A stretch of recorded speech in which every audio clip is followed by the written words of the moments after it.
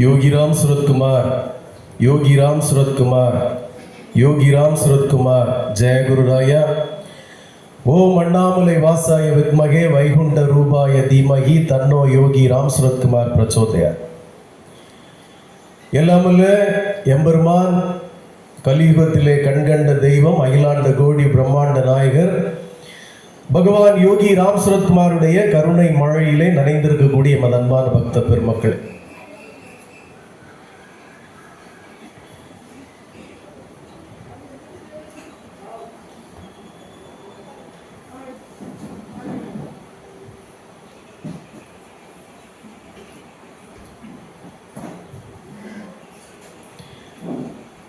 Okay, நம்மள பல பேருக்கும் பல சந்தேகங்கள் இருக்கு. இங்க இருக்கக்கூடிய இந்த யோகி ராம் சரத்குமார் நாம பிரச்சார குடியில் இருக்கக்கூடிய பக்தர்களே பல விதங்கள் இருக்குல்ல வேணும். நமக்கு என்கிட்டே பலர் கேட்கறது உண்டு, சாமி உங்களுடைய சத்சங்கங்களை நாங்கள் பார்க்குறோம், உங்களுடைய சத்சங்கங்களை நாங்கள் கேட்குறோம், ஆனால் நீங்கள் சொல்கிறபடி பார்த்தா பிரார்த்தனையில் ஆசை இருக்கக்கூடாது, பிரார்த்தனைக்கு பின்னாடி எந்த சுயநலமும் இருக்கக்கூடாது, பிரார்த்தனைக்கு பின்னாடி எந்த தனிப்பட்ட வேண்டுதலும் இருக்கக்கூடாதுன்னு நீங்கள் சொல்கிறீங்களே. ஆனால் நம்முடைய புராணங்களில் தேவர்கள் கூட அப்படி இல்லையே.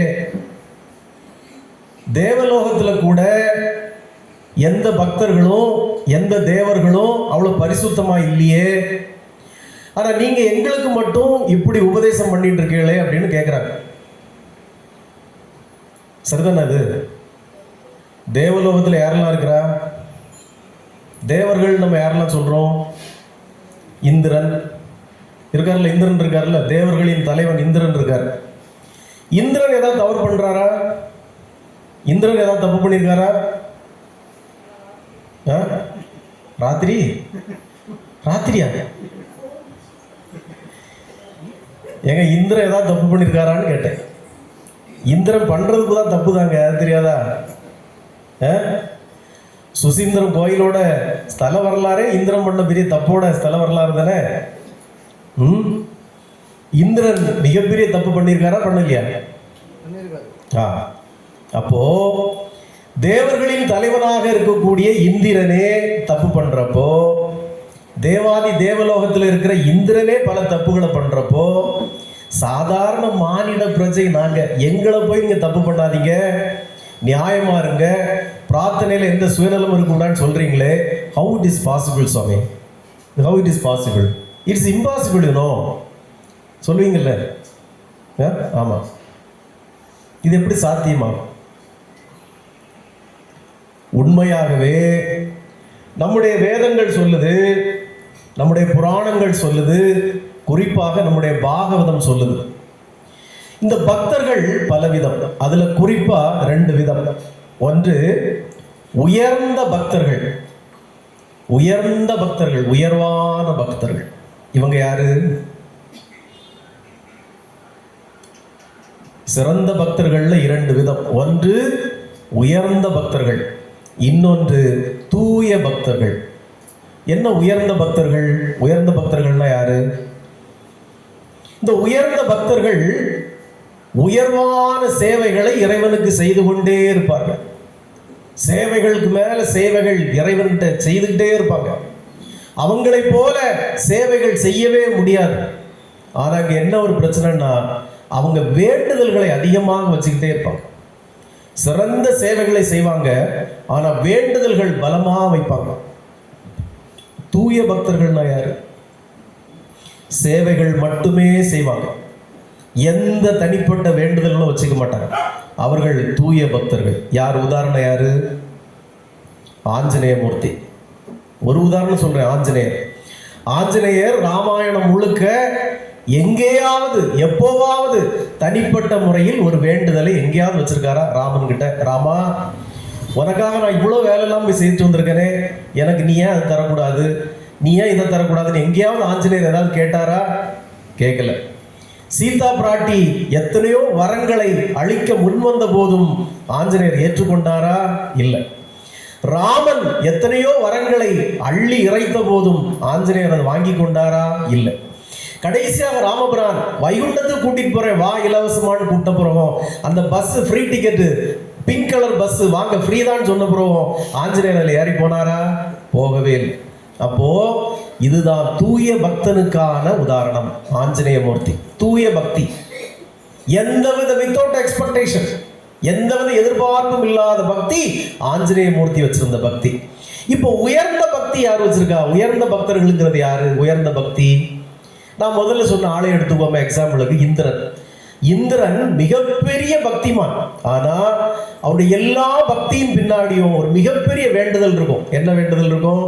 எனக்கு இந்திரலோக பதவி கிடைக்கணும், எனக்கு ராஜ்யம் கிடைக்கணும், எனக்கு வெள்ளையான கிடைக்கணும், எனக்கு பல ரம்பா ஊர்வசி மேனகான்னு பெண்கள்லாம் கிடைக்கணும். இப்போ இருந்தா ஒரு வேளையில வேற பெண்கள்லாம் கேட்டிருப்பான். இப்போ உள்ள பெண்களுக்கு பேர் எனக்கு தெரிய மாட்டேன். நயன்தாரா இப்போ ஒரு டிவோர்ஸ் கேஸ் நேரத்தில் நான் தொலைங்கியிருக்கேன்.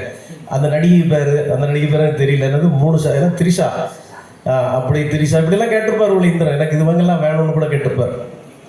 அப்போ தூய பக்தர்களுக்கும் உயர்ந்த பக்தர்களுக்குமான வித்தியாசம் இது. இப்போ நீங்க ஒரு முடிவெடுக்கணும், இதுல நாங்க தூய பக்தர்களா இருக்கணுமா உயர்ந்த பக்தர்களாக இருக்கணுமா? அடுத்த கேள்வி அதானே.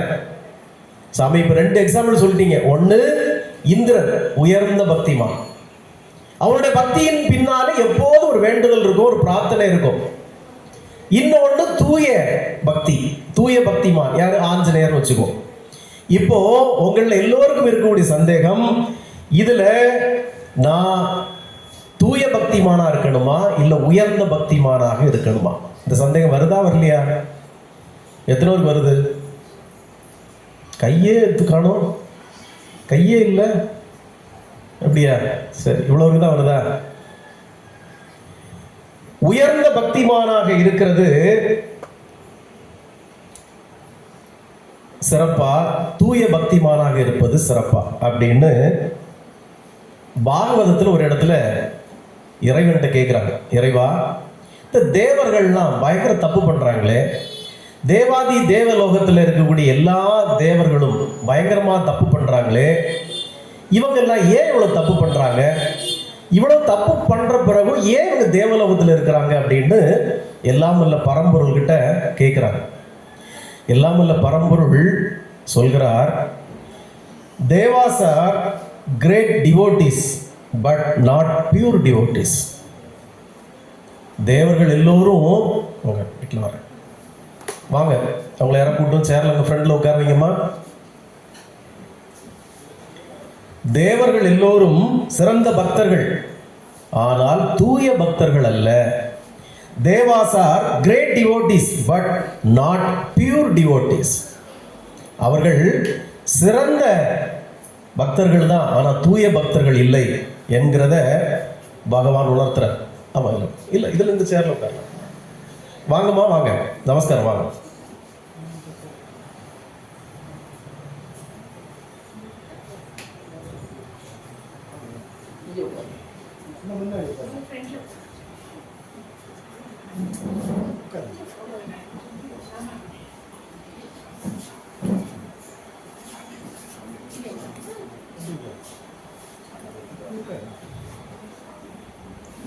உங்க அம்மா எங்க பாப்பா?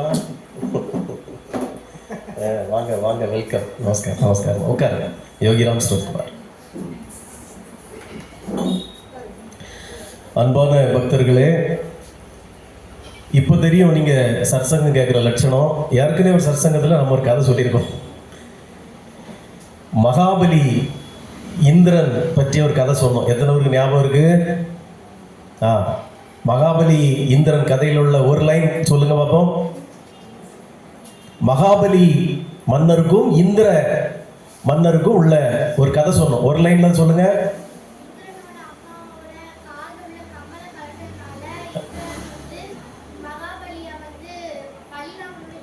Very good very good. நீ பொம்பளை பிள்ளைங்க அதை ப்ரூவ் பண்ணிட்ட. ஒரு படத்துல வடிவேல் சொல்லுவார், இங்க இத்தனை கோழி செத்து கிடக்கு, இங்க எத்தனை ஆடு செத்து கிடக்கு, இங்க எத்தனை மீன் செத்து கிடக்கு, இங்க எத்தனை நண்டு செத்து கிடக்கு, இதெல்லாம் கண்ணுக்கு தெரியல, உனக்கு இத்தோண்டு ஈ செத்து கிடக்கதான் கண்ணுக்கு தெரியுதா அப்படின்னு கேட்பார் வடிவேல். அதே போல மகாபலிகிட்ட இருந்து இந்திரன் கிட்ட இருந்து மகாபலி அமராவதிங்கிற ஒரு பெரிய நாட்டே திருடிட்டு போயிட்டார். அதெல்லாம் அவளுக்கு தெரியல. காத்துல கிடந்த கம்மலை கலத்திட்டு போனதான் அவளுக்கு ஞாபகம் இருக்கு. அது ஒரு பொம்பளை பிள்ளை வேணும், அவளுக்கு எவ்வளவு அழகா ஞாபகம் வச்சிருக்கா. சாமி, இந்திரனோட அம்மாவுக்கு கழுத்துல கிடந்த கம்மலை கலத்திட்டு போயிட்டாரு மகாபலி. அதுதான் அவளுக்கு ஞாபகம் இருக்கு. கரெக்ட், அந்த கதை தான். மகாபலி இந்திரனை தோற்கடித்து அமராவதி என்கிற ஒரு தேசத்தை களவாடி இந்திரனுடைய தாயின் காதில் கிடந்த குண்டலங்களை திருடி கொண்டு போய்விட்டார். இப்போ மகாபலி மன்னருக்கு என்ன குண்டலம் கிடையாதா? குண்டலம் அவருக்கு என்ன கிடையாது? இவ்வளவு பெரிய தேசத்துக்கு மன்னர், அவர் ஒரு பொம்பளை காதல் கிடந்த குண்டலத்தை ஏன் திருடுறாரு? ஏன் திருடுறாரு சொல்லு? நம்ம மனிதர்களுக்கு 1000 குறைகள் இருக்கலாம், நமக்கு அதெல்லாம் பெருசா தெரியாது. கை இல்லாமல் இருக்கலாம், கால் இல்லாமல் இருக்கலாம், கண்ணு இல்லாமல் இருக்கலாம், கருப்பாக இருக்கலாம், செவப்பாக இருக்கலாம், குள்ளமாக இருக்கலாம், உயரமாக இருக்கலாம். அதெல்லாம் நமக்கு ஒன்றும் பிரச்சனையே கிடையாது. ஆனால் நமக்கு கையில்லாததெல்லாம் பிரச்சனை இல்லை. ஆனால் அகந்தைன்னு ஒன்று இருக்குது பார்த்தியா? அந்த அகந்தையை யாராவது டச் பண்ணிட்டாங்கன்னு வையேன், அதில் வரக்கூடிய கோபம் அது அளவில்லாதது.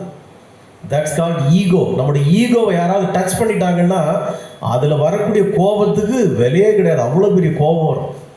அப்போ இந்திரனை சீன்றதுக்காக மகாபலி மன்னர் போற போக்கில் அவங்க அம்மா காதில் கிடந்த கம்மலை திருடி போயிடுவார். இது இந்திரனுக்கு அப்படி வெப்ராணம் வந்துடும். படுக்காளி பயல, எங்க அம்மா காதில் இருந்ததையும் திருடி போயிட்டியா, உன்னை விட்டனா பாரு அப்படின்னு இந்திரனுக்கு பெருத்த கோபம். அப்போ நம்ம அன்னைக்கு சத்சங்கத்துல திருடிட்டு போயிட்டாரு மகாபலி மன்னர், இந்திரன் கோபத்தில் இருக்கிறான். அது வரைக்கும் சொன்னோம். அதுக்கு பிறகு உள்ள கதை நமக்கு தெரியணும்ல. இப்போ இந்திரனுக்கு எப்படியாவது மகாபலி மன்னரை பழி வாங்கணும். அவரு இடத்தை, அவருடைய தேசத்தை, அமராவதி என்கிற தேசத்தை திருடிட்டு போயிட்டாரு, அது பிரச்சனை இல்லை. என் தாயினுடைய காதில் கிடந்த கம்மலை திருடி கொண்டு போய்விட்டான் மகாபலி, எனவே அவனை பழி வாங்குவேன்னு இந்திர மகாராஜா பெரிய கோபத்தில் இருக்கிறார். அப்ப என்ன பண்ணாரு? நம்ம ஏற்கனவே சொல்லியிருக்கோம், 4 யுகங்கள்ல ஒவ்வொரு யுகங்களுக்கான தர்மங்களை நம்ம சொல்லியிருக்கோம். அப்போ இந்திரனுடைய யுகத்தில் என்ன தர்மம்? பெரிய யாகங்களை வளர்ப்பது. எல்லாமல் எம்பெருமானை நோக்கி மிகப்பெரிய யாகத்தை வளர்க்கிறார் இந்திர மகாராஜா. இந்திரன் அந்த யாகத்தை வளர்க்கிறார். அந்த யாகத்தை வளர்க்கிறப்போ அந்த யாகத்தினுடைய பலனாக இவர் என்ன வேண்டுதல் வைக்கிறார் இந்திரன்?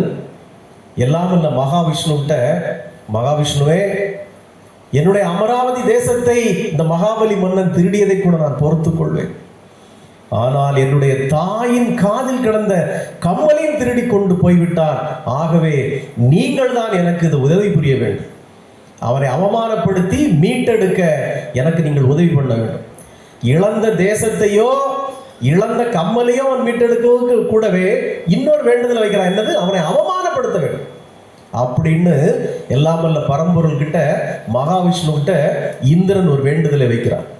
அப்ப இந்திரன் கிட்ட மகாவிஷ்ணு கேட்கிறார், உனக்கு நான் எப்படி உதவ முடியும் இதுல கேட்கிறார். இந்திரன் சொல்கிறான், மகாபிரபு, நீங்கள் எனக்கு ஏற்கனவே ஒரு வரம் தந்திருக்கிறீர்கள். அந்த வரத்தை நான் இப்போது கேட்கிறேன். எனக்கு நீங்கள் தம்பியாக அவதரிக்க வேண்டும்.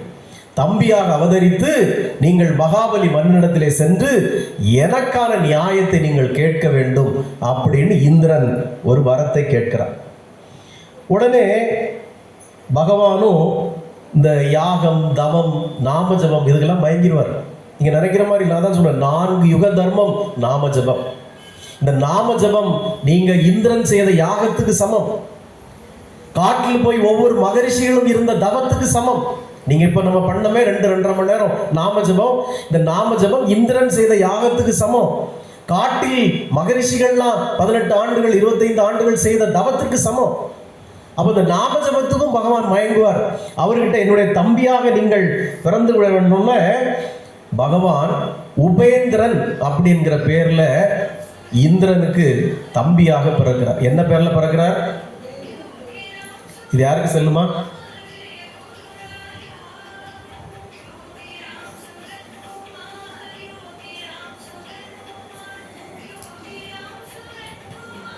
பகவான் மகாவிஷ்ணு இந்திரனின் தம்பியாக உபேந்திரன் என்கிற பெயரிலே பிறக்கிறார். ஆனா அவர் உருவத்தில் எப்படி வர்றார்னா வாமன மூர்த்தியாக வருகிறார். வாமன மூர்த்தி என்றால் 3 அடிக்குள்ள உருவம், பிராமண உருவம், தோற்றம், தங்க கலர்ல ஜொலிக்கிறார் பகவான். ஆனால் இந்திரனுக்கு தம்பியாக உபேந்திரன் என்கிற பெயரிலே அவர் அவதாரம் எடுத்து வருகிறார். அவர் அவதாரம் பிறந்த உடனே வளர்ந்துட்டார், 3 அடி வளர்ந்துட்டார். இந்திரனுக்கு தம்பியா பிறந்தார், பிறந்ததுமே வளர்ந்துட்டார், 3 அடி வளர்ந்துட்டார். அவர் பிறந்து இந்திரன் கிட்ட வந்து உன்னுடைய பிரார்த்தனை நான் நிறைவேற்றுகிறேன்னு சொல்லி பகவான் நடக்கிறார். அவருக்கு உருவம் தான் உங்களுக்கு தெரியுமே. அப்போ இங்க மகாபலி மன்னன் என்ன பண்றான், மிகப்பெரிய யாகத்தை இவன் வளர்த்துக்கிட்டு இருக்கான். இவன் இடத்துல மகாபலி மன்னன் மிகப்பெரிய யாகத்தை வளர்த்து கொண்டிருக்கிறார். இந்த மகாபலிக்கு இந்த யாகத்தை நடத்தி கொடுப்பவர் யாருன்னா சுக்கராச்சாரியர். சுக்கராச்சாரியர் இந்த யாகத்தை நடத்திட்டு இருக்கிறார். இந்த யாகம் பிரம்மாண்டமாக நடந்து கொண்டிருக்கிறது. மிக பிரம்மாண்டமாக இந்த யாகம் நடந்து கொண்டிருக்கிற போது திடீரென கீழ் திசையிலிருந்து 1000 சூரியன் உதித்தது போல ஒரு ஒளி அங்கே தென்படுகிறது. இந்த யாகத்தை அப்படியே போட்டுட்டு எல்லாரும் அந்த பக்கமா திரும்பி பார்க்கறாங்க. என்னடா இவ்வளவு பெரிய ஒளி அங்க தெரியுது, இவ்வளவு பெரிய வெளிச்சம் தெரியுதேன்னு பார்க்கறாங்க. பார்த்தா அங்க இந்த உபேந்திரன் பெயரிலே அவதரித்துள்ள அந்த மகாவிஷ்ணு ஒரு கேரளா ஸ்டைலில் உள்ள கொடையை பிடிச்சிட்டு அங்கிருந்து தங்க கலர்ல ஜொலிக்க ஜொலிக்க நடந்து வந்து கொண்டிருக்கிறார். இப்போ மகாபலி மன்னன் அவரை பார்க்கிறார். இவ்வளவு பெரிய யாகம் நான் செய்து கொண்டிருக்கிறேன், இந்த யாகத்தின் பலன் எனக்கு கிடைக்கும் என நம்பிக்கை வந்துவிட்டது. காரணம், இவ்வளவு பெரிய ஒரு பிராமணர் கிழக்கிலிருந்து இவ்வளவு தேஜஸாக ஒளி பொருந்தியவராக இங்கே வந்து கொண்டிருக்கிறாரே, அவரை வரவேற்க வேண்டியது எனது கடமை. நம்ம ஏற்கனவே சொல்லியிருக்கோம், மிகப்பெரிய யாகத்தில் என்னெல்லாம் பண்ணுவாங்க, கேட்கறதெல்லாம் தானம் பண்ணுவாங்க. கேட்கறதெல்லாம் தானம் பண்றது தான் அந்த யாகத்தினுடைய பலனே. அப்போ அந்த ஈஸ்டர்ன் ஹாரிசான்ல இருந்து பகவான் மிகப்பெரிய 1000 சூரிய ஒளியோடு வந்து கொண்டிருக்கிறார். இந்த மன்னன் பார்க்கிறான், மகாபலி மன்னன், வாருங்கள் சுவாமி, இந்த யாகத்திலே நீங்கள் வருகை புரிந்தது நாங்கள் செய்த பாக்கியம் அப்படின்னு கூப்பிட்டு போய் அவருக்கு திருவடி பூஜை, பாத பூஜை செய்து ஒரு சிம்மாசனத்திலே அமர வைக்கிறார். இந்த சுக்கராச்சாரியார் அங்க யாகம் வளர்த்துட்டு இருந்தவர் பரபரப்பா கேட்கிறார், வந்திருக்கிறது யாரு அப்படின்னு கேட்கிறார். இது ஒரு அந்தணர் வந்திருக்காருயா. அப்படியா, அந்தணரா வந்திருக்காருன்னு சொல்லி அவர் அங்க ஹோமகுண்டத்தில் ஹோமத்தை வளர்த்துக்கிட்டே இருக்கிறார். மகாபலி மன்னன் இந்த வாமன ரூபத்துல வந்திருக்கிற இவர்கிட்ட கேட்கிறார், சுவாமி உங்களுக்கு என்ன வேணும் கேளுங்க அப்படின்னு. அவர் சொன்னார், வாமனர் சொன்னார், எனக்கு ஒன்றும் வேணாம்ப்பா, எனக்கு என்ன வேணும், எனக்கு என்ன வேணும், எனக்கு ஒன்றும் வேண்டாம், நான் சும்மா யாகம் நடக்குதே பார்த்துட்டு போகலான்னு வந்தேன். இல்லை சுவாமி, இவ்வளோ பெரிய யாகம் வளர்க்குறோம், நீங்கள் ஏதாவது கேளுங்க சுவாமி, நான் தந்தாதானே எனக்கு பலன் அப்படின்னா. அந்த ரூபத்திலே வந்திருக்கிற வாமனர் சொல்றார், எப்பா நானே ஒரு அந்தணன், ஏழை அந்தணன், கையில் என்ன ஒதுங்குதோ அதை வச்சு வாழ்றவன். Life is very simple, you know. கையில் எது கிடைக்குதோ அதை வச்சு வாழ்ந்துட்டு போகிறோம்ப்பா, எனக்கு வாங்கினது என்ன வேணும், ஒன்றும் வேண்டாம்ப்பா அப்படின்றார். ஆனால் இதில் ஏன் அந்த வாமன உருவம் அப்படி சொல்லுது, கையில் என்ன ஒதுக்குதோ அதை வச்சு வாழ்கிறேன் அப்படின்னு சொல்லுது. Self satisfaction is the greatest wealth, you know. எனக்கு எது கையில் கிடைக்குதோ அதை வச்சு வாழ்ந்துட்டு போகிறப்பாங்க. ஆனால் இந்த மகாபலி மன்னன் இருக்க விட மாட்டேங்கிறார். சாமி ஏதாவது கொஞ்சம் கேளுங்க, என் தேசத்தில் ஒரு பகுதியை எடுத்துக்கிறீங்களா, இல்லை அரண்மனை 7-8 அரண்மனை இருக்காது, ஒரு அரண்மனை எடுத்துக்கிறீங்களா, சாமி ஏதாவது கேளுங்க, இல்லை ஒரு 100 ஏக்கர் இடத்த தரட்டுமா வச்சுக்கிறீங்களா. இந்த வாமன ரூபத்தில் வந்திருக்கிறவர், எனக்கு ஒன்றும் வேணாப்பா, எதுக்குப்பா என்ன போட்டு இம்சப்படுத்துற, எனக்கு ஒன்றுமே வேண்டாப்பா. இல்லை சுவாமி, வராதவங்க வந்திருக்கீங்க, ஏதாவது ஒன்று நீங்கள் வாங்கினா தானே எனக்கு இந்த யாகத்தினுடைய நிறைவு திருப்தியாக இருக்கும், ஏதாவது ஒன்று வாங்கிங்க சுவாமி அப்படிங்கிறாப்புல. இதுதான் கடவுளுடைய விளையாட்டுங்கிறது. இதுதான் உங்களை நீங்களே வலையில சிக்க வச்சு கமிட்மெண்ட்டுக்குள்ள கொண்டு வந்துருவார் கடவுள். அவர் உங்ககிட்ட ஒன்றும் கொடுக்க மாட்டார், நீங்களே இருக்கிறதெல்லாம் தூக்கி கொடுக்குற அளவுக்கு அவர் உங்களை ஒன்று விட்டுருவார். அப்போ மகாபலி கிட்ட இந்த ஏழை அந்தனர் சொல்றாரு, நான் யாசகம் எடுக்கும் நிலையில் உன்னிடம் எதுவும் இல்லைங்கிறார். இதைத்தான் பகவான் யோகிராம் சிவகுமார் சொன்னார். நான் பிச்சைக்காரன் தான், ஆனா நான் பிச்சை எடுக்கிற அளவில் இவ்வுலகிலும் ஏதும் இல்லை அவ்வுலகிலும் ஏதும் இல்லைன்னாரு. அதே தான் வாமனமூர்த்தி சொல்றாரு அங்க. நான் ஏழை அந்தனம் தான், ஆனா எனக்கு நீ பிச்சை தர மாதிரி உங்ககிட்ட எதுவும் இல்லப்பாங்கிறார். இது எப்படி டெக்னிக் தெரியுமா? அவனுடைய ஈகோ ஹர்ட் பண்றது. என்னது, நான் எவ்வளவு பெரிய தேசத்துக்கு ராஜா, நான் தரும்படி எனக்கு எதுவும் இல்லையா? என்ன சொல்றாரு? இப்போ நீ கட்டாயம் ஏதாவது என்கிட்ட வாங்கி தான் ஆகணும் அப்படிங்கிற கட்டாயத்தில் கொண்டு சிக்க வைக்கிறது கடவுள். அதனால தான் இறைவன்கிட்ட பார்த்து வாய விடணும், இறைவன்கிட்ட பார்த்து மனசை விடணும். ஆமா, ஒரே ஒரு எழுத்து பிள்ளையில தான் ராவணன் சிக்கி மாண்டு போயிட்டான். அவன் கேட்ட வரத்துல ஒரே ஒரு எழுத்து பிள்ளை. அப்போ பார்த்து பகவான் கிட்ட கேட்கணும். மன்னன் கேட்கிறான், ஒரு பொன் வேண்டாமா, பொருள் வேண்டாமா, மண் வேண்டாமா, எதுவுமே வேண்டாமா, என்னதாயா வேணும் கேளியா, ஏதாவது நீ வாங்கித்தான் ஆகணும். அப்படிங்கிறப்போ அந்த ஏழை அந்தணனாக வந்திருக்கிற உபேந்திரன் சொல்கிறார், சரி போ பாவம் இவ்வளவு தூரம் கேட்கிறேன், இனி இதுக்கு மேல அவன்கிட்ட என்னத்தை வேண்டான்னு சொல்றது, சரி போ ஒரு 3 அடி மண்ணு முடியா போதையா அப்படிங்கிறார். உங்களுக்கு இப்போ இந்த கதை சாமி, இந்த கதை எங்களுக்கு தெரியுமே, அப்புறம் இதுல ஒரு பில்டப் வேற என்ன வேண்டி கிடக்குது, எங்களுக்கு தான் அந்த கதை தெரியுமே, கேரளாவில் போதுதான் நாங்கள் இதுதான் இந்த கதையை தானே கேட்டுட்டு இருப்போம் நீங்கள் நினைப்பீங்க.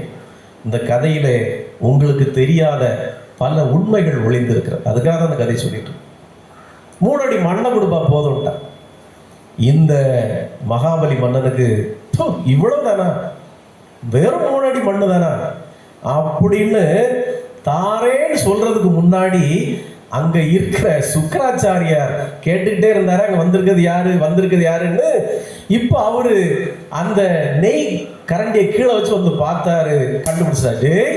படுக்காளி போயில வந்திருக்கிறது குள்ள இல்லை, இவன் கள்ளன். வந்திருக்கிறது குள்ள இல்லடா, கள்ளனாக வந்திருக்கான். மன்னா இவன்கிட்ட வாயை கொடுத்துறாத, இவன் ஏகப்பட்ட கள்ளன், இவன் ஏற்கனவே நம்முடைய முன்னோர்கள் எல்லாம் பழி வாங்கி நடுத்தருவில் விட்டவன் இவன். வாயை விட்டுறாத, கொடுக்காத, வரத்தை கொடுக்காத, வாக்கு கொடுக்காதன்றான்.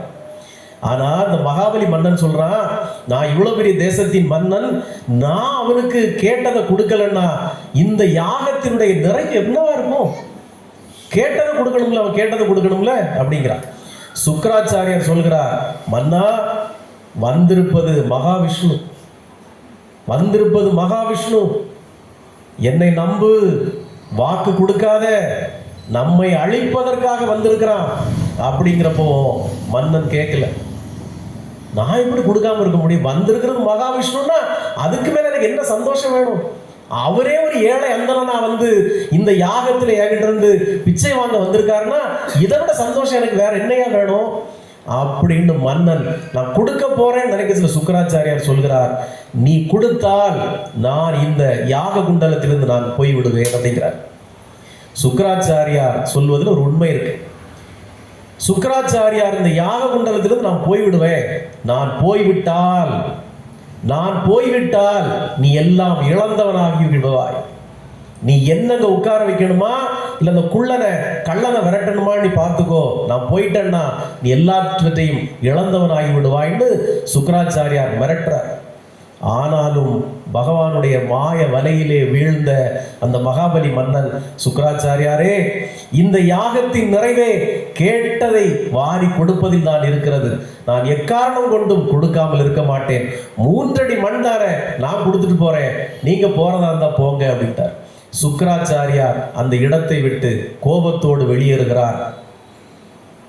இவன் மாயவனாம் கண்ணனிடம் தந்தேன் 3 அடி மண் எடுத்துக்கொள்ளுங்கள்னா, அந்த குள்ள உருவத்திலே வந்திருக்கிற அந்த அந்தணர் வளர்கிறார் வளர்கிறார் வளர்கிறார் வளர்கிறார். நான் ஏற்கனவே சொன்ன மாதிரி 9 கிரகங்களை தாண்டி, சூரிய மண்டலத்தை தாண்டி, நட்சத்திர மண்டலத்தை தாண்டி, 7 விண்ணுலகத்தை தாண்டி வளர்கிறார்.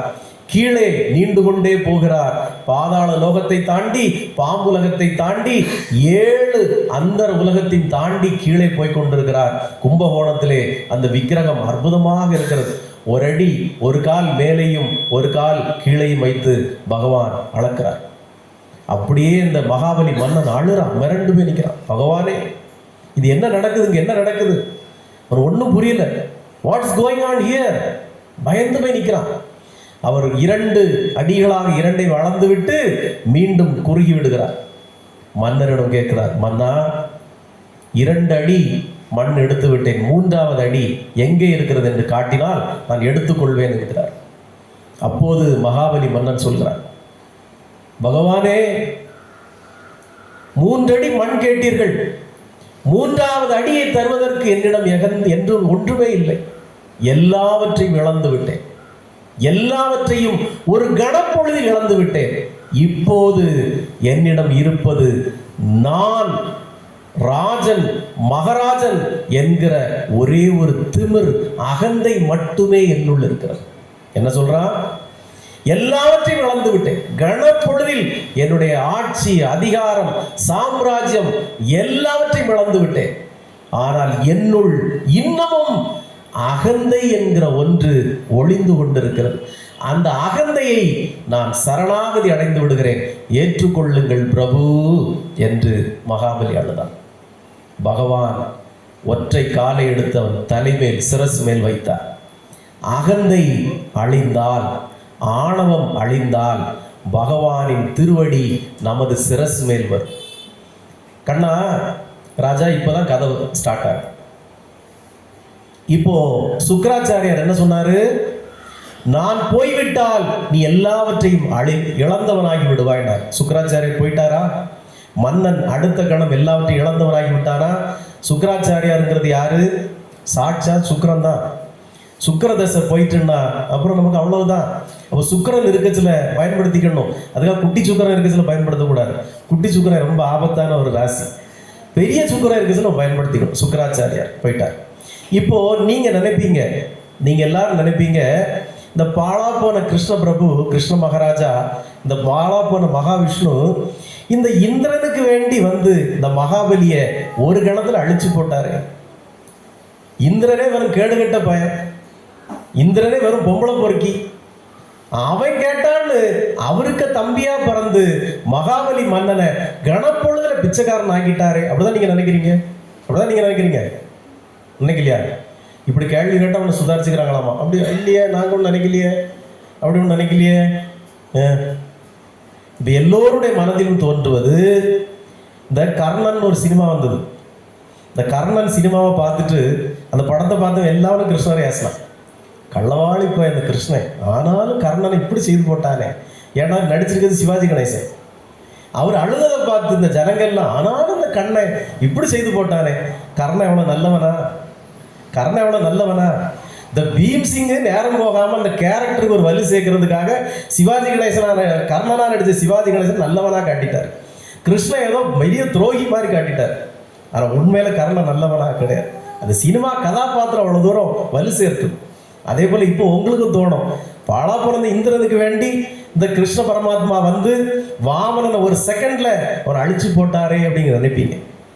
அன்பான பக்தர்களே, இங்கேதான் இறைவனின் திருவிளையாடலே இருக்கு. அவர் உண்மையில் மகாபலி மன்னனை அழிக்கவில்லை. மகாபலி மன்னனிடம் இருந்த ஆட்சி, அதிகாரம், மண்ணுலகம், விண்ணுலகம் எல்லாவற்றையும் எடுத்துவிட்டு அந்த வாமன அவதாரத்தில் இருக்கிற பிரபு சொல்கிறார், மகாபலி, நீ ஒன்றும் பயப்படாதே. நான் உனக்காக ஒரு சூதளம் என்கிற ஒரு உலகத்தை நான் படைக்கிறேன். சூதளம் என்கிற உலகத்தை நீ ஆள்வாய். சூதளம் என்கிற உலகத்தை நீ ஆளும்போது உனக்கு 3 வரங்கள் நான் தருகிறேன். இந்த உலகிலேயே வளம் கொழிக்கும் நாடாக அந்த சூதள தேசம் இருக்கும். அந்த தேசத்திலே உனக்கு உன்னுடைய ராஜ்யம் நடக்கும் வரை நானே காவலாளியாக அங்கே இருப்பேன். இன்னொரு வரம் தருகிறேன். நீ அடுத்த பிறப்பில் நீ இந்திரனாக பிறப்பாய். இழந்தவை எல்லாவற்றையும் நீ அனுபவிப்பாய் என்கிற 3 வரத்தை பகவான் அவருக்கு அருளுகிறார். நல்லா புரிஞ்சுக்கணும். மகாபலிகிட்ட இருந்து புடுங்கிற மாதிரி புடுங்கி இந்திரனுக்கு புடுங்கிற மாதிரி கொடுத்துட்டார். ஆனா புடுங்கிற பக்தன்கிட்ட எவ்வளவு பெரிய கிருபையை காட்டுறார் பார். அவனுக்காக ஒரு தேசத்தை சூதள தேசம் என்று உருவாக்கி அதற்கு உன்னை மகாராஜாவாக நான் நியமிக்கிறேன். உனக்கு நான் காவலாளியாக இருப்பேன். கடவுளே நமக்கு காவலாளியாக இருந்தா என்ன பிரச்சனை வந்துடும் போது நாட்டில்? எல்லாமல்ல ஏக பரம்பொருள் மகாவிஷ்ணுவே நான் உனக்கு காவலாளியாக இருப்பேன் என்கிற உத்தரவாதத்தை கொடுத்த பிறகு அந்த சூதள தேசம் எப்படி வளம் கொழிக்கும்? புரிஞ்சு பாரு, யோசித்து பாரு. அப்போ அது தவிர ஒரு வரம் கொடுக்கிறார். அடுத்த பிறப்பில் நீ இந்திரனாக பிறப்பாய், இழந்தவை எல்லாம் நீ மீட்டு ஆளுவாய். அப்போ இந்த இறைவன் எப்படிப்பட்டவன் தெரியுமா ராஜா? நீ எப்போது எனக்கு அது வேணும், இது வேணும், அவன் நல்லா இருக்கானே, இவன் நல்லா இருக்கானே, நான் இப்படி ஆயிட்டேனே நீ கேட்கிறப்பெல்லாம் இறைவன் ஒன்னொன்னு சும்மா ஒன்று விட மாட்டார். இந்த பகவான் யோகிராம் சுரத்குமார்கிட்ட உள்ள ஒரு கெட்ட பழக்கம் இருக்கு. அவர் என்ன செய்வார்னா, நீ எதை கேட்கிற தந்துருவார். நம்ம மாவட்டத்தில் பல பேர் எனக்கு பேர் வேணும், புகழ் வேணும்னு கேட்டா கொடுத்துட்டே இருக்கிறார். பயங்கர பேரும் புகழும். இப்போ ஆமாம், என்ன புகழ், பேரும் புகழை வாரி வாரி கொடுப்பார் பகவான் யோகிராம் சுரத்குமார். இன்னொருத்தர் எனக்கு பணம் வேணும், நிறைய சொத்து வேணும், பணம் வேணும், அதையும் கொடுத்துருவார். வச்சுக்கோ வச்சுக்கோ வச்சுக்கோ, நிறைய வச்சுக்கோ, எவ்வளோ வேணுமோ வச்சுக்கோ. நம்மளை போல சில பேர் தான், சாமி இருக்கிற காசை நான் எப்படி உங்களுக்காக செலவழிக்கிறது சாமி, இன்னைக்கு நல்ல டின்னர் அரேஞ்ச் பண்ணியிருக்கேன் சாமி, என்னால் முடிஞ்சதான். அடுத்த பௌர்ணமி பூஜை இல்லை, எப்படியும் சந்திர கிரகணம், அப்போ அந்த காசையும் சேர்த்து இன்னைக்கு ஜனங்களுக்கு நல்ல சாப்பாடாக போட்டுருவோம் சாமி அப்படின்னு போடுறது நம்ம. பௌர்ணமி இல்லையா, அப்போ அந்த காசை எப்படி சேர்த்து வைக்கிறது? பௌர்ணமிக்குன்னு 10 வருட காசு பிரித்து எப்படி சேர்த்து வைக்க நமக்கு தெரிய மாட்டேங்குது. இருக்கிற காசை எப்படி சாமி ஆன்மீகத்துக்கு செலவழிக்கிறது அப்படின்னு நம்ம செய்துட்டு இருக்கோம். இந்த பகவான் யோகிராம் சுரத்குமார்ட்டு இதே கெட்ட பழக்கம் தான். கேட்கறத கொடுத்துருவார், ஆனால் அதை அனுபவிக்க வேண்டியது ஓம் பொறுப்பு. அவர் கேட்டதை கொடுத்துருவாரு, தந்துருவாரு. அப்புறம் குத்துதே குடையுதேன்னு சொல்லக்கூடாது, நீ கேட்டதெல்லாம் அவர் தந்துருவார். அப்போ பகவான் மகாவிஷ்ணு அவர்கிட்ட சொல்கிறார், இந்திர லோகத்தை விட இது செழிப்பாக இருக்கும், உன்னுடைய தேசம் செழிப்பாக இருக்கும், நானே காவலாளியாக இருப்பேன்கிறார். இந்திரனுக்கு கொடுத்தது போல கொடுத்தாரு, இந்திரனுக்கு கொடுத்தது போல கொடுத்தாரு, ஆனால் அவனை காலி பண்ணிட்டார். ஆனால் மகாபலிக்கு அழித்தது போல் அழித்தாரு, ஆனால் வாரி கொடுத்தார். இதுதான் இறை சித்தம். உங்களுக்கு தெரியும், நம்ம அழிச்சிட்டுலாம் இருக்கிறாரு, நம்ம இழந்துகிட்டே இருக்கிறோமே, நம்ம எல்லாம் இழந்துட்டுலாம் இருக்கிறோம் நீங்க நினைப்பீங்க. நோ, உங்களுடைய பிரார்த்தனையும் பக்தியும் பரிசுத்தமாக இருக்கிற பட்சத்தில் ஒரு வாழ்க்கை முழுதும் நீ இழந்து விட்டாலும் அடுத்த பிறப்பில் நீ இந்திரனாக வருவாய் இருக்கிறது. நான் ஏற்கனவே உங்களுக்கு ஒரு சத்சங்கத்தில் சொல்லியிருக்கேன் ராஜா, அகிலாண்ட கோடி பிரம்மாண்ட நாயகர் என்கிற ஒரே ஒரு ஏக இறைவனை தவிர பிரம்மா முதற்கொண்டு எல்லாமே படைப்பு தான், அது ஒரு கேரக்டர் தான். வாயு, இந்திரன், சூரிய, எல்லா தேவர்களும் ஒரு பதவி தான். நான் சொல்லியிருக்கேன் ஏற்கனவே, இறைவன் ஏக இறைவன் ஒரே ஒருவன் தான், அவன் தான் அகிலாண்ட கோடி பிரம்மாண்ட நாயகர். பாக்கி உள்ள எல்லாமே ஒரு பதவி தான். நான் சொல்லியிருக்கேன். இங்கே மகாவிஷ்ணு அதை உணர்த்துகிறார். வேதம் சொல்கிறது, நீங்களும் உங்களுடைய பக்தியின் மூலமாக, உங்களுடைய இறை வழிபாட்டின் மூலமாக, தூய்மையான ஆன்மீகத்தின் மூலமாக இந்திர பதவி அடைய முடியும். நான் ஏற்கனவே சத்சங்கத்தில் சொல்லியிருக்கேன், சூரியன் என்பது ஒரு பதவி தான், அது நிரந்தரம் கிடையாது. சூரியனுக்கு அவ்வப்போது ஆட்களை நியமிப்பது எல்லாமல்ல ஏக பரம்பொருள். அப்ப நான் சொல்லியிருக்கேன் ஏற்கனவே ஒரு வாட்டி, சூரிய பதவிக்கு ஆள் கிடைக்காத போது நாராயணரே அந்த பதவியை எடுத்துக்கொள்வார். இங்க அரசியல் கட்சியில இவன் செயலாளர் அவனை செயலாளராக போடுங்கிற மாதிரி கிடையாது. தகுதியான நபர் அந்த சூரிய பதவிக்கு கிடைக்கலன்னா நாராயணரே அந்த பதவியை ஏற்றுக்கொள்ளும் போது அவருடைய பெயர் தான் சூரிய நாராயணர். அப்போ இது எல்லாம் பதவி தான். இந்திர பதவிக்கும் நீ வர முடியும், தேவேந்திரனாகவும் நீ வர முடியுங்கிறது நம்முடைய வேதம். நீ மனிதனாக பிறக்க ஆசைப்படுகிறாயா அல்லது தேவனாக பிறக்க ஆசைப்படுகிறாயா என்பதுதான் வேதத்தின் ரகசியமே. இப்ப அவர் சொல்லிட்டாரா, அடுத்த பிறப்பில் நீ இந்திரனாக பிறப்பாய். அப்போ நீ இந்திரனாக பிறந்தாலும் தேவலோகத்திலே தேவனாக பிறந்தாலும் உன்னுடைய பிரார்த்தனையும் உன்னுடைய வாழ்க்கை முறையும் சரியில்லை என்றால் இறைவன் உனக்கு உதவி செய்வான். ஆனால் உன்னை எங்க அழிக்கணுமோ அங்க அழிப்பான். அப்போ நம்முடைய வேதமும் புராணமும் சும்மா இல்லை, அரிய பெரிய அறிவியல் ரகசியங்களை நமக்கு சொல்லுது. இந்த வேதத்துல அவ்வளவு ரகசியங்களை நமக்கு சொல்லுது.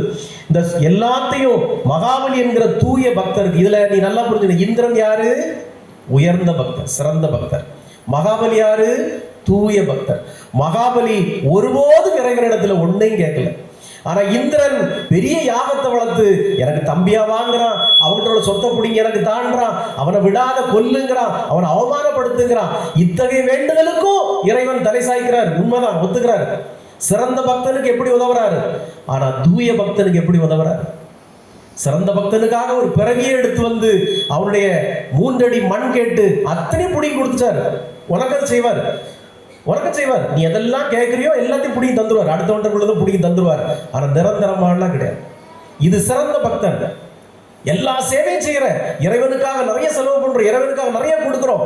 ஆனா வேண்டுதல் எப்படி இருக்கணுங்கிறதுக்கும் வரைமுறை இருக்கு.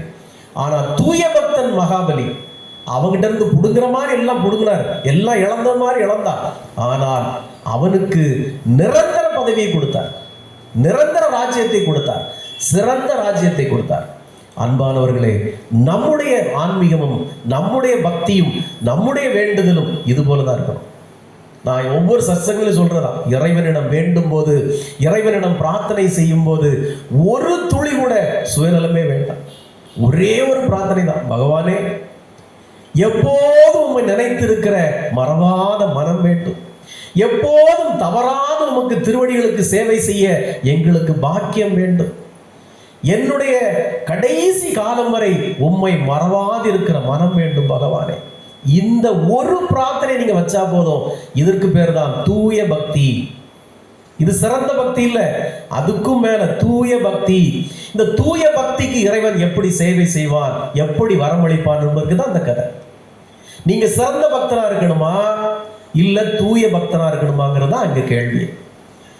எந்த கணத்திலும் உங்களுடைய பிரார்த்தனையிலோ உங்களுடைய வழிபாட்டிலோ சுயநலம் என்பது துளி கூட கலந்து விடாமல் பார்த்துக் கொள்ளுங்கள். நீ இறைவன்கிட்ட போய் எனக்கு அதத்தா, எனக்கு இதத்தா, எனக்கு ஆணையத்தா, எனக்கு பூனையத்தான்னு கேட்கிறேன்னா இறைவன் எவ்வளவு கேவலமானவனா இருப்பான், இறைவன் எவ்வளவு கேவலமானவனா இருப்பான் யோசித்து பாரு. இறைவன் என்பவன் யார் தெரியுமா? ஏக இறைவன் என்கிறது யாரு தெரியுமா? நான் இன்னைக்கு 1008 ஜபம் சொல்லிட்டேன், இறைவன் எனக்கு வரம் தருவான்னா கேவலம் அவனுக்கு ஒரு விலை வச்சுட்ட. நீ 1008 நாமம் சொன்னா தருவாயா, முடிஞ்சு போச்சு. இல்ல நான் இன்னைக்கு 18 புனித பொருட்களால் அவருக்கு பாத பூஜை பண்ணிருக்கேன், கடவுள் எனக்கு இன்னைக்கு தருவாயான்னா கேவலம் இந்த பாலுக்கும் தேனுக்கும் தான் இந்த இறைவன் இருக்கான்னு நீ அவனை கொச்சப்படுத்துற. நீ நினைக்கிற வட்டத்துக்குள்ள அடங்குபவன் இறைவனா? நான் இருந்து பழனிக்கு காவடி எடுத்துட்டு போறேன், உடனே முருகன் எனக்கு அருள் தந்துருவாரு, அப்போ அந்த காவடிக்கு தான் விலை பெறுவானா? இல்ல நான் இருந்து திருச்செந்தூருக்கு பாத யாத்திரை போறேன், போயிட்டு வந்தா எனக்கு முருகன் எல்லாம் தந்துருவான், கேவலம் இந்த பாத யாத்திரை இங்க இருந்து 85 கிலோமீட்டரா 110 கிலோமீட்டரா, இவ்வளவுதான் உங்க இறைவன் அருள் புரிவானா, இவ்வளவுதான் விலை பெறுவானா? இல்ல நான் திருப்பதியில கொண்டு போய் எடைக்கட நாணயம் கொடுக்குறேன், கேவலம் அந்த எடைக்கட நாணயத்துக்கு தான் உங்க இறைவன் விலை பெறுவானா? அப்ப நீ இதுக்கெல்லாம் இறைவன் எனக்கு அருள் புரிவான் நீ நம்புனீன்னா உன்னுடைய இறைவன் எவ்வளவு கேவலமானவனா இருப்பான் யோசித்து பாரு. இதற்கெல்லாம் அடங்காதவன் தான் நான் உனக்கு சொல்லுகிற இறைவன். அவனை எந்த விலைக்குள்ள நீ கட்டுப்படுத்த முடியாது, அவனை எதை காட்டியும் அவனை அழைக்க முடியாது. ஒன்றே ஒன்றை தவிர, பரிசுத்தமான பக்தி என்கிற ஒன்றை தவிர எதை காட்டியும் உன்னை நெருங்க விடாமல் வைத்திருப்பவன் தான் இறைவன். அதான் நான் எப்போ சொல்லுவேன், இந்த யோகி ராம் சுரத்குமார் நாம பிரச்சார குடில் நீ இறைவனை தேடி போன்னு சொல்றது இல்லை, இறைவன் உன்னை தேடி வரணும் ராஜா. நீ போய் அவன்கிட்ட கேட்டு பிச்சை எடுத்துக்கிட்டு இருக்கிறது இல்லை, அவன் உனக்கு தரணும் தான் ராஜா. அதைத்தான் நமக்கு சொல்லி கொடுத்துட்டு இருக்கிறோம். நீ அங்க போய் பிச்சை எடுத்துக்கிட்டு இருக்க. நீ இறைவன்கிட்ட ஒரு வேண்டுதலை வைக்கிறேன்னா நீ இறைவனுக்கு கட்டளை இடுற, நான் கேட்கற குடியாத. நீ தானே இறைவனுக்கு அப்ப ஆர்டர் போடுற, அப்ப அவனுக்கு மேலே நீ கடவுள்கிட்ட போய் எனக்கு என்ன இதை வாங்கி கொடு சாமி, எனக்கு ஒரு கார் வாங்கி கொடு, இல்லை எனக்கு ஒரு இடம் வாங்கி கொடு சாமி நீ கேட்குறேன்னா அவனுக்கு வேலைக்காரனா? நீ அவனுக்கு கட்டளை போடுறியா, எனக்கு இதை வாங்கி கொடு அப்படி கட்டளை போடுறியா? அவன் என்ன நம்ம வீட்டில் இருக்க ஜார்ஜா, யோ ஜார்ஜ் போய் அதை வாங்கிட்டு வா அப்படின்னு சொல்றதுக்கு?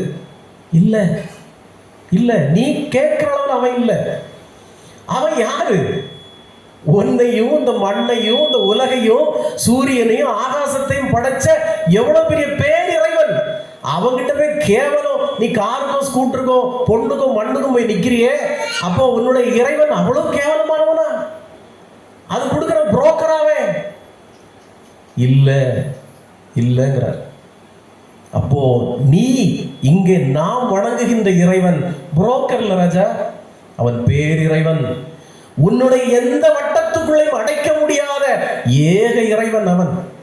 அவங்கிட்ட பொச்ச மூடிட்டு எல்லா ஓட்டையும் மூடிட்டு பேசாம இருக்க சொல்றோம் நாம. நீ அப்படி இருந்தாலே எல்லாத்தையும் அவன் அருள்வான் நாம. நீ அவனை தேடி அலைய வேண்டாம், அவன் உன்னை தேடி வருவான். அவன் தேடி வரதுக்குள்ள சூட்சமத்தை தான் இந்த யோகி ராம் சுரத்குமார் நாம பிரச்சார குடியில சொல்லி கொடுத்துட்டு இருக்கோம். நீ கேட்காமலே அவன் உனக்கு தருவதற்கு தான் நாம் அங்க சூட்சமத்தை சொல்லி கொடுத்துட்டு இருக்கிறோம். அப்போ எப்படி சாமி, அதுக்கு என்ன சாமி ஆதாரம் இருக்குன்னா, நான் தான் ஆதாரம், நான் தான் ஆதாரம். கேட்காமலே உயிரை திருப்பி தருபவன், கேட்காமலே வாழ்க்கையை தருபவன், கேட்காமலே மங்கள காரியங்களை நிகழச் செய்பவன், கேட்காமலே சகல சௌபாக்கியங்களை அருள்பவன் இந்த சிவகுமாரனுக்கு அருளிய அதே யோகி ராம் சுரத்குமாரன் உங்களுக்கும் அருள்வான். சிவகுமாரனுக்கு அருளிய ராம் சுரத்குமாரன் உங்களுக்கும் அருள்வான் என்கிற தைரியத்தை நான் உங்களுக்கு தருகிறேன்.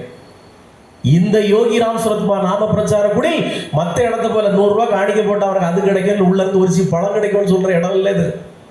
இது இறைவன் என்பவன் யார், கடவுள் என்பவன் யார், ஏக பரம்பொருள் என்பவன் யார், அவனிடத்திலே நீ யார், நீ அவனுக்கு யார், நீ அணுவிலும் அணுவிலும் கீழானவன் என்பதை நீ உணர்ந்து, மலத்தில் இருக்கிற புழுவிலும் கேடானவன் என்பதை உணர்ந்து அவனிடத்திலே கைகட்டி வாய் ஒத்தி சரணாகதி அடைவாய். ஆனால் நீ இந்த உலகிலே தேவேந்திரனை விட பெரியவனாக ஆக்கப்படுவாய் இறைவனாக. அதை மட்டும் புரிஞ்சுக்கோ.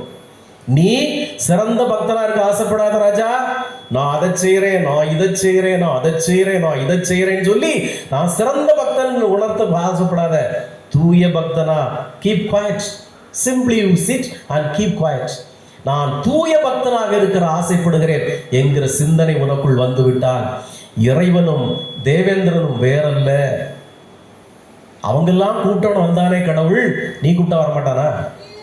அப்ப நீ மகாபலியை போல் தூய பக்தனாக இருக்க ஆசைப்படு. நீ சிறந்த பக்தனாக இருக்கலாம், தவறு ஒன்றும் இல்லை. ஆனா உனக்கு கேட்டதை தருவாரு, ஆனா ஒரு நாள் எல்லாத்தையும் புடிங்கிட்டு விட்டுருவாரு. அப்போ நீ தூய பக்தனாக இருக்க ஆசைப்படு என்பதையே இந்த யோகி ராம் சுரத்குமார் நாம பிரச்சார குடில் உங்களுக்கு உணர்த்த கடமைப்பட்டிருக்கிறது. இந்த யோகி ராம் சுரத்குமார் நாம பிரச்சார குடில் யோகி ராம் சுரத்குமாரரை என்கிற மகா பிரம்மத்தை முழுக்க உணர்ந்து கொண்ட ஒரு புண்ணிய ஆத்மாக்கள் தான். மற்ற கூட்டங்களை போல சும்மா கேலி கூத்து இல்லை யோகி ராம் சுரத்குமார். இந்த கலியுகத்திலே வந்த ஈஸ்வரன், இந்த கலியுகத்திலே வந்த ராமன், இந்த கலியுகத்திலே வந்த கிருஷ்ணன், சகலமும் அவன் ஈஸ்வரன், ஏக இறைவன். அப்ப அவனை நீங்கள் உணர்ந்து கொண்டீர்கள் என்றால், அவனை புரிந்து கொண்டீர்கள் என்றால் அவங்ககிட்ட நீங்க எதுவும் கேட்க மாட்டீங்க. அவனை உணரணும். எப்படி உணரணும்? ஒரு சன்னை தெரு வீட்டில் இருக்குச்சுல, மோஸ்ட் ஆஃப் த பீப்புள்ஸ் அவனை பார்க்க போவாங்க. ஒரு வயிற்றுல ஒரு பிரச்சனை, ஏதோ ஒரு வயிற்று வலி, இல்லைன்னா முதுகு வலி, இல்லை கைகால் வலி, ஏதோ போவீங்க. சன்னை திருவிழா அப்போல்லாம் சாமி யார் வேணாலும் போய் பார்க்கலாம். கடைசி காலத்துல தான் அவர் கார்பரேட் சாமியார் மாதிரி ஆக்கி வச்சுட்டாங்க, யாரும் கிட்ட போக முடியாது. அது சன்னை தெரு வீட்டில் இருக்கிற நீங்க போய் கதவை தட்டுறீங்க, சாமி வந்து சிம்ஹம் மாதிரி வந்து கதவை திறப்பாரு. Who are you? What is your name? அப்படி கேட்பாரு. நீங்க உங்க பேரை சொல்லுவீங்க. You are coming from அப்படி கேட்டா, நான் கமிங் ஃப்ரம் நாகர்கோவில் சாமி. No, what is your exact place? அப்புறம் தான் சொல்வீங்க, நான் வந்து மாஞ்சாங்குடி இருக்கு sir. Oh, almost nearby 5 kilometres from Nagercoil சொல்லுவார் கரெக்டா. அப்போ நீங்க சொல்வீங்க, எனக்கு ஒரு வயிற்றுல ஒரு பயங்கர வலி சாமி, உங்களை பார்க்க வந்தேன். சொல்றேன், ஐ நாட் a டாக்டர், நான் டாக்டர் இல்லையே, எதுக்கு என்ன பார்க்க வந்தேன்? You go to temple, meet my father அப்படிம்பார். நீ கோயிலுக்கு போ, அவரை போய் பாரு. 99% ஜனங்களும் அங்கே ஓடி போயிடுவாங்க. சரி சாமி, நான் கோயிலுக்கு போயிட்டு வரேன்னு போயிடுவான். ஒரே ஒரு சதவீதம் தான், சாமி நீங்க தான் டாக்டர், நீங்க தான் அவரு, நீங்க தான் அவரு, கோயிலில் இருக்கிறோம் நீங்க தான் அப்படின்னு சொன்ன உடனே கக்க சிரிப்பு சிரிச்சு முதுகுல ஒரு அடி அடிச்சு உள்ள கூட்டிட்டு போயிடுவார். அப்போ அந்த 1% இருக்கு பார்த்தியா, அதுதான் நாம. அதான் இந்த லைஃபாய் சோப்புக்கு கேரளாவில் ஒரு விளம்பரம் வரும். லைஃபாய் சோப்பு கேரளாவில் ஒரு ஆடு வரும். இந்த சோப்பை போட்ட உடனே 99% புழுவும் அழிஞ்சு போயிடும். 2 புழு மட்டும் ஆடிக்கிட்டே இருக்கும். அந்த 2 புழு தான் நம்ம. எப்படி இந்த 2 புழு மட்டும், பாக்டீரியா மட்டும் ஆடிக்கிட்டே இருக்கும் சைட்ல இருந்து. அந்த 2 தான் நாம. நம்மளை அழிக்க முடியாது. பகவானை உணர்ந்து கொண்டவர்கள், பகவானை புரிந்து கொண்டவர்கள், நமக்கு எல்லாமே அவர் தான். நீ என்ன வேணா எங்களை பண்ணு, என்ன வேணா செய், உங்களை விட்டு எங்க போவோம் சாமி, எங்களுக்கு வேற உலகமே தெரியாது, உங்க திருவடிகள் தான் எங்களுக்கு தெரியும். இந்த வாழ்க்கை எங்களுக்கு நிர்மூலமாக மாறாலும் அதுவும் உங்களுடைய கொடை என்று நாங்க படுத்து கிடப்போம் சாமி. எங்க வாழ்க்கையை அழிஞ்சு போட்டோம், உங்க கொடையில் நாங்க படுத்து கிடப்போம் சாமி, ஒன்றும் பிரச்சனை இல்லை, செய்யுங்க என்கிற பரிசுத்தமான சரணாகதி உள்ளவர்கள் நாம். இந்த ஏக இறைவனை விட்டால் வேறு கதி இல்லையே நமக்கு. கலியுகத்திலே கண்கண்ட கடவுள், காக்கும் கடவுள், வாரி வாரி வழங்கிய கர்ண கடவுள் அவர். அவரை விட்டாலும் வேற என்ன கதி இருக்கு? அப்போ நாம் தூய பக்தர்களாக வாழ முயற்சிப்போம். இங்கே இந்த யோகி ராம் சுரத்குமார் நாம பிரச்சார குடி சிறந்த பக்தர்களை நாம் உருவாக்க நினைப்பதில்லை, தூய பக்தர்களை நாம் உருவாக்க நினைக்கிறோம். இந்த யோகி ராம் சுரத்குமார் நாம பிரச்சார குடில் வளர்ந்தோங்கும், சிறந்தோங்கும். கூடவே இங்கு இருக்கிற அத்தனை ஜனங்களும் வாழ்வாங்கு வாழ்வீர்கள். உங்கள் திரு இல்லங்களிலே இருக்கக்கூடிய அத்தனை சிரமங்களும், அத்தனை துன்பங்களும், அத்தனை நிம்மதி இல்லாமையும் விலகும். இந்த யோகி ராம் சுரத்குமார் நாம பிரச்சார குடில் அவருடைய திருவருளாலே நீங்கள் இங்கே வரவழைக்கப்பட்டிருக்கிறீர்கள். அவருடைய சித்தம் இல்லாமல் நீங்கள் இங்கே வர முடியாது. அவருடைய அனுக்கிரகத்தை பெற, அவருடைய அருளாசியை உங்களுக்கு அருள அவர் உங்களை இங்கே அழைத்திருக்கிறார். அவருடைய விருந்தினர்கள் நீங்கள். உங்களை நாங்கள் ஏன் விழுந்து விழுந்து உபசரிக்கிறோம்னா, அவருடைய விருந்தினர்கள் நீங்க, எங்களுடைய விருந்தினர்கள் இல்லை. அவருடைய அழைப்பின் மேல் நீங்க வந்திருக்கீங்க.